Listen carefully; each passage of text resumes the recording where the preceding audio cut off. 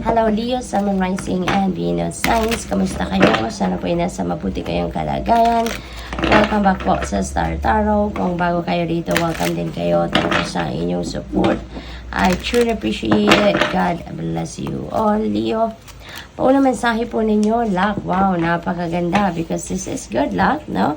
You are right to be strong and optimistic about the opportunities ahead. Kasi yung mga opportunities na to na paparating sa inyo, talagang ito yung maghahatid sa inyo ng swerte.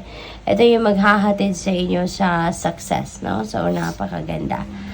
What else? We have proposal. Ayan, siswertehin kayo sa relationship ninyo, no? Sa romantic partner ninyo kasi makaka-receive na siguro kayo ngayon ng marriage proposal or baka kayo, no? Yung magpo-propose dito for marriage. Otherwise, no, kung hindi naman ito nag-resonate sa inyo na romantic relationship na proposal, maaring this is business, no? Maaring merong proposal sa you for a business venture or for partnership, yung ganon. So, business opportunity na maaring maganap, no, sa inyo.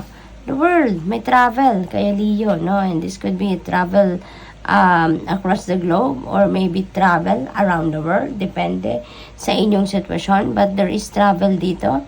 There are various opportunities then, bagong opportunities na maaring dumating sa buhay ninyo sa iba't ibang parte, no? Hindi lang sa iisang parte but in all areas of life na maaring meron dumating na mga opportunities and possibilities, so be open to that.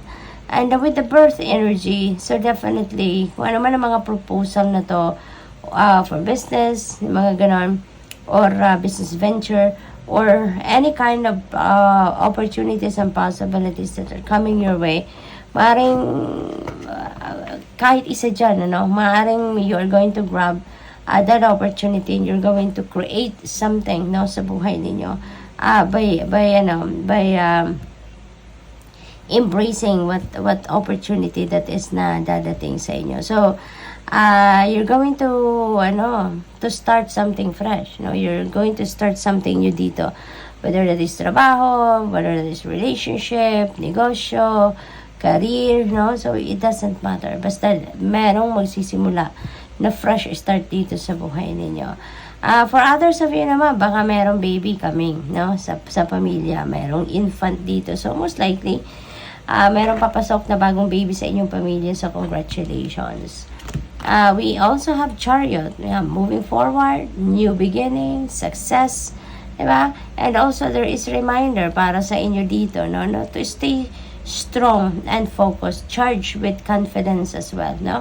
Kasi siguro, lalo na dito sa mga bagong opportunities na paparating, and for those new opportunities that you're going to embrace sa ngayon, so kailangan ninyo na magpakatatag, tibayan lang ninyo ang loob, kayang-kaya ninyo yan, and focus, no? Focus kayo, eye on the prize, para nang sa gayon, ang purpose ninyo dito is magtagumpay. So, kapag ginalingan ninyo, nag-effort kayo, confident kayo, sa sarili ninyo, sa kasiyanan ninyo, and focus kayo sa inyong ginagawa, ay walang kawala ang success dyan, hindi ba? Angel, see, napaka-blessed din ninyo, napaka-swerte blessed ninyo, kasi sa lahat ng ito, na mga kaganapan sa buhay ninyo, sa ngayon, you have that angelic protection and angelic guidance, no? Sabi dito, your angels are guiding and protecting you in your spiritual journey. See, you're so blessed, no, Leo? Meron kayong gabay, meron kayong pagbabantay, no, na nanggagaling sa inyong mga guardian angels. So, we have unicorn. Ayan, success, hope, freedom, healing, and magic are all available to you if you just believe. So, kapag naniniwala kayo talaga sa isang bagay, no, mamamanifest ninyo yan. Tulad dito, sinasabi dito, kung naniniwala kayo na kayo'y magtatagumpay, na kayo'y magkakaroon ng pag-asa, ng kalayaan, ng healing, ng magic, no, sa buhay ninyo, that will be all available to you, no? So, kaya kailangan nyo lang na magtiwala, no? Just trust and believe. What else? We have Cracker. Ayan, exciting event ito na magaganap sa buhay ninyo. Positive energy surrounds you sa ngayon. Love, joy, and good fortune awaits. So, napakaganda. Kapag talagang positibo tayo, positibo lang ang pinaproject natin, positive attitude, positive mindset, yung mga ganun, ano? Positive energy surrounding you, wrapping you around.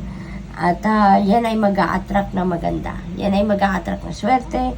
Yan ay mag-a-attract ng love, ng kasiyahan, ng good fortune. No? That will attract many good things. No? That will attract beautiful and positive things into your life. No? At marami pa kayong mga bagay na pagtatagumpayan. So, good luck sa inyo.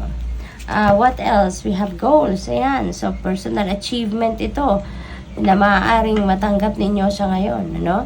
Sabi dito, progress is positive and personal goals will be achieved. So, talagang meron kayo ditong, you will be on the go, no? You will be on the go. Meron kayong mga opportunities and possibilities dito that you're going to embrace, no? At saka, meron kayong mga goals ngayon, personal goals na makakamit, ma-achieve, mararating nyo na. You have eagle. Yan, you will soar towards your destiny. Sa ngayon, you are on the road to your destiny talaga with greater clarity and strength. Kaya, talagang divinely guided kayo. Dinadala na kayo ngayon, nililid na kayo ng divine universe and the rest of your spirit team, including your angels dito, kung aling path ang dapat ninyong puntahan, which path are you going to take, no, at this moment. So, good luck, Leo. That's all I have for you for today. Thank you for watching. Love and light. Namaste.